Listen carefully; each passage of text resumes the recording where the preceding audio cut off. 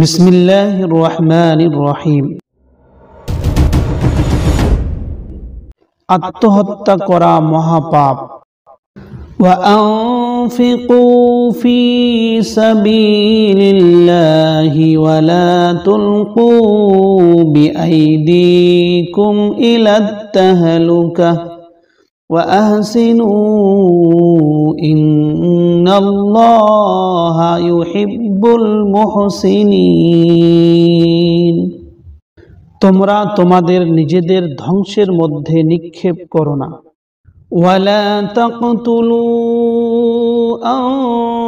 أنفسكم إن الله كان بكم رحيما। তোমরা আত্মহত্যা করো না, নিশ্চয়ই আল্লাহ তোমাদের প্রতি দয়াশীল। আত্মহত্যা বা আত্মহনন হচ্ছে কোনো ব্যক্তি ইচ্ছাকৃতভাবে নিজের জীবন বিসর্জন দেওয়া বা স্বেচ্ছায় নিজের প্রাণনাশের প্রতিক্রিয়া অবলম্বন করা। লাতিন ভাষায় সুইসাইডিয়ার থেকে ইংরেজি সুইসাইড শব্দটি এসেছে, যার অর্থ হচ্ছে আত্মহত্যা বা নিজেকে হত্যা করা। যখন কেউ আত্মহত্যা করে তখন এই প্রতিক্রিয়াকে আত্মহত্যা করেছে বলে প্রচার করে। ডাক্তার বা চিকিৎসকরা আত্মহত্যার চেষ্টা করাকে মানসিক অবসাদজনিত গুরুতর উপসর্গ হিসাবে বিবেচনা করে থাকেন। আত্মহত্যা পাপ হিসাবে বিবেচনা করা হয়। যিনি নিজেই নিজের প্রাণ বিনাশ করেন তিনি আত্মঘাতক, আত্মঘাতী বা আত্মঘাতিকা বা আত্মঘাতিকানী রূপে সমাজে পরিচিত হন। ইসলামী দৃষ্টিকোণে আত্মহত্যা একটি জঘন্যতম মহাপাপ। আল্লাহ রব্বুল আলামিন মানুষকে মরণশীল করে সৃষ্টি করেছেন। মানুষকে একমাত্র আল্লাহই জীবন দেন এবং একমাত্র আল্লাহই মানুষকে মৃত্যু ঘটান। কিন্তু আত্মহত্যার ক্ষেত্রে বান্দা স্বাভাবিক মৃত্যুকে উপেক্ষা করে মৃত্যুকে নিজের হাতে নিয়ে নিজেই নিজেকে হত্যা করে ফেলে। এ কারণে এটি একটি গর্হিত কাজ, কবিরা গুনার কাজ। মহান আল্লাহ রব্বুল আলামিন এমন কাজকে মোটেই পছন্দ করেন না। যদিও ইসলামী শরীয়তের নির্দেশনায় আত্মহত্যাকারীর জানাজার নামাজ পড়া বৈধ, তবু আমাদের রাসূল সাল্লাল্লাহু আলাইহি ওয়াসাল্লাম নিজে কখনো আত্মহত্যাকারীর জানাজার নামাজ পড়াননি। সাহাবাদিগদের দ্বারা তা পড়ানো হয়েছে। তিরমিজি হাদিস নম্বর 1068। আত্মহত্যা ইসলামী শরীয়তে জঘন্যতম একটি পাপ। আত্মহত্যা ইহকাল পরকাল উভয়টিকে ধ্বংস করে ফেলে। যে কোনো কারণেই হোক না কেন, আত্মহত্যা মহাপাপ, জঘন্যতম পাপ।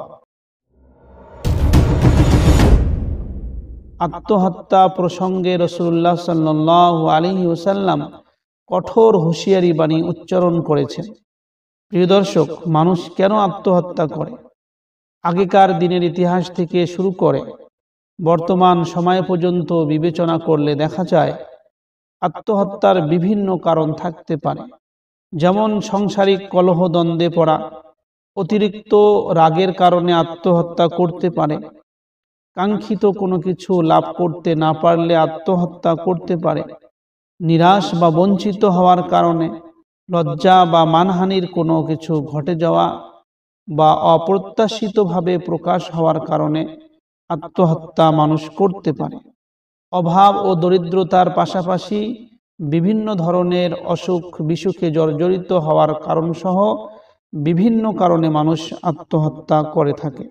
এছাড়াও আরও যেসব কারণে আমাদের সমাজে এই জঘন্য কাজটি ঘটে, যেমন স্বামী স্ত্রীর মধ্যে মন মালিন্য, যৌতুকের কারণে ঝগড়া বিবাদেও অনেক সময় মানুষ আত্মহত্যা করে, পিতামাতা ও ছেলে মেয়ের মধ্যে মনোমালিন্য, পরীক্ষায় ব্যর্থতা, হারাম প্রেম বিরহর মধ্যেও অনেক সময় মানুষ আত্মহত্যা করে থাকে।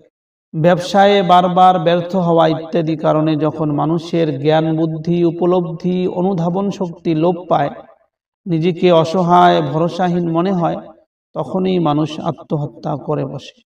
মহান আল্লাহ রব্বুল আলামিন মানুষের জীবন ও মৃত্যুর মালিক। তিনি ছাড়া কেউ কাউকে মৃত্যু দিতে পারেন না। অতএব কেউ যদি নিজের মৃত্যু ঘটায় তাহলে সে অনধিকার চর্চা করে। আর আল্লাহ তাআলা তা কখনোই পছন্দ করেন না। ইসলামে আত্মহত্যা মহাপাপ বলে গণ্য করা হয়েছে। এ কাজ থেকে বিরত থাকতে মহান আল্লাহ রব্বুল আলামিন বিশেষভাবে নির্দেশ দান করেছেন এবং এর পরিণামের কথা ভাবার জন্য কঠোর ও যন্ত্রণাদায়ক শাস্তির কথা বর্ণিত আছে।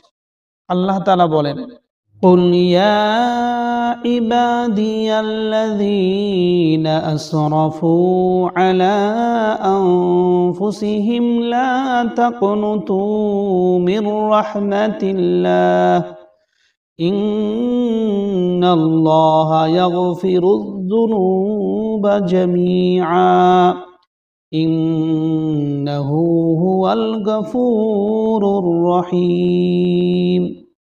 তোমরা আল্লাহর রহমত থেকে নিরাশ হইও না। আল্লাহ যাবতীয় অপরাধ মার্জনা করেন। জাবির বিন সামুরা রাদিয়াল্লাহু আনহু বলেন, রাসূলুল্লাহ সাল্লাল্লাহু আলাইহি ওয়াসাল্লামের এক সাহাবী আহত হলেন। এর যন্ত্রণা সহ্য করতে না পেরে তিনি তার তীরের ফলা দ্বারা আত্মহত্যা করেন। রাসূলুল্লাহ সাল্লাল্লাহু আলাইহি ওয়াসাল্লাম তার জানাজার সালাত নিজে পড়াননি। বর্ণনাকারী বলেন, তা ছিল তার পক্ষ থেকে শিক্ষণীয় শাস্তিস্বরূপ। তিরমিজি হাদিস নম্বর 1068। সাবিত বিন জাহাক রাদিয়াল্লাহু আনহু বলেন, রাসূলুল্লাহ সাল্লাল্লাহু আলাইহি ওয়াসাল্লাম ইরশাদ করেছেন, যে ব্যক্তি দুনিয়াতে কোনো বস্তু দিয়ে নিজেকে হত্যা করে, কিয়ামতের দিন তাকে সে বস্তু দিয়ে শাস্তি দেওয়া হবে। বুখারী হাদিস নম্বর 1363। আত্মহত্যা তো দূরের কথা, ইসলামী শরীয়তে কোনো বিপদে পড়ে বা জীবন যন্ত্রণায় কাতর হয়ে নিজের মৃত্যু কামনা করতেও নিষেধ করা হয়েছে। যেমন আনাস রাদিয়াল্লাহু আনহু বলেন যে রাসূলুল্লাহ সাল্লাল্লাহু আলাইহি ওয়াসাল্লাম ইরশাদ করেছেন, তোমাদের কেউ যেন কোনো বিপদে পতিত হয়ে মৃত্যু কামনা না করে। মৃত্যু যদি তাকে প্রত্যাশা করতেই হয় তবে সে যেন বলে, হে আল্লাহ, আমাকে সে অবধি জীবিত রাখুন যতক্ষণ আমার জীবনটা হয় আমার জন্য কল্যাণকর, আর আমাকে তখনই মৃত্যু দিন যখন মৃত্যু হয় আমার জন্য শ্রেয়। সহিহ বুখারী হাদিস নম্বর 5671। আহলে সুন্নাত ওয়াল জামাতের বিশ্বাস মতে আত্মহত্যাকারী চিরস্থায়ী জাহান্নামী হবে না। আল্লাহ তাআলা চাইলে তাকে শাস্তি দেবেন, তার অপরাধ অনুযায়ী আযাব দেবেন, তারপর তাকে জাহান্নাম থেকে বের করবেন। পরিশেষে ইসলামী অনুশাসন মেনে চলার মাধ্যমে আত্মহত্যা থেকে মুক্তি পাওয়া সম্ভব। আল্লাহ রাব্বুল আলামিন আমাদেরকে এরকম মহা পাপ থেকে দূরে থাকার তৌফিক দান করুন।